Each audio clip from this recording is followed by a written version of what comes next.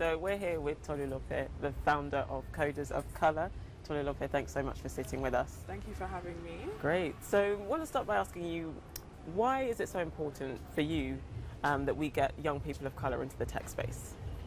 Well, everyone needs to get in the tech space. There are many answers to this. One is that there's a skills shortage and those need to be filled.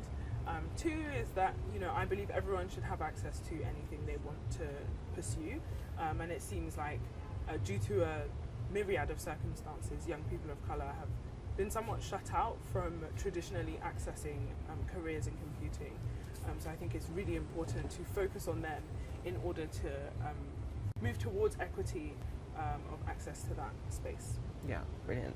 And you talked a bit on our panel about how it's important for companies to be a safe space and an open space for people, black people, people of colour moving into them. What are some of the things that you think they could be doing more proactively to encourage young people of colour to get into those companies? Let's move older first and look at the people that are already in those companies. Is there an ethnic pay gap? Have a look at that and see if two people in the same role are actually being paid the same. There are many things that go into that, negotiation and stuff like that. So ensuring that people at the same level are paid the same, or there isn't a clear disparity that's correlated with race, is one way to start. The other that I mentioned in the panel as well is just like being open about it, because I think if you're open about your shortcomings, it shows that you have a willingness to change and a willingness to be vulnerable as a company. And I think this generation, they're very big on telling the truth. They're very big also on opening your purse, which is a kind of meme quote there. So like actively investing in those communities and working with people or promoting positions with people that are working with specific communities. There are many ways to start. I also have many friends who run organizations that can actually give you a plan on this themselves. So reaching out to people and actually investing in diversifying your company. Yeah, well, that moves nicely on to the next question. Are there any companies that you think are leading the way in doing this and being vulnerable and transparent? Yeah, again, me shouting out all my faves. I know Your Startup, Your Story by Deborah Kinla, they do diversity training. If you look it up, there are plenty of companies that do that.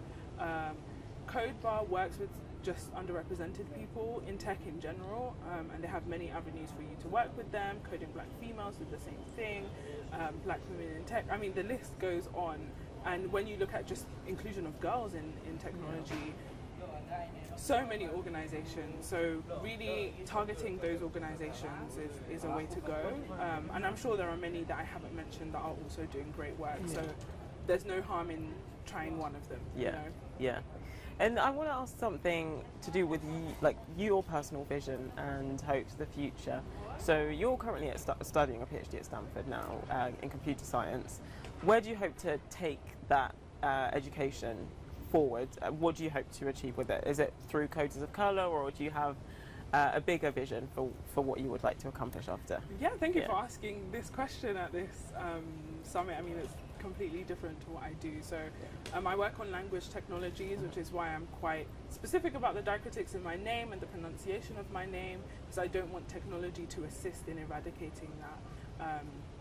So I'm more interested in ensuring that technology is accessible, mainly for Africans in sub-Saharan Africa in their native language, but thinking about the scientific modeling, let's say, behind that, in order to ensure all languages without much representation are effectively modeled and people can make downstream language technologies in those languages. So unfortunately there are two parallel routes that I'm going down. But the ability to do all of this as someone that looks like me, I'm hoping will let others know that this is an avenue that they can go down if they're really interested in a scientific question. Yeah, I think what you're doing is really crucial, actually, especially in the tech space. It's not just an issue or a question of who's working behind the scenes in tech, but also the tech that's being developed. Is it catering to a more diverse range of consumers? And I think that the work that you're doing is definitely going a long way to plug that gap. What unique perspective do you think you bring to the education sector? Ooh. I don't know. I don't know if I'm actually unique. I don't want to rely on what I look like.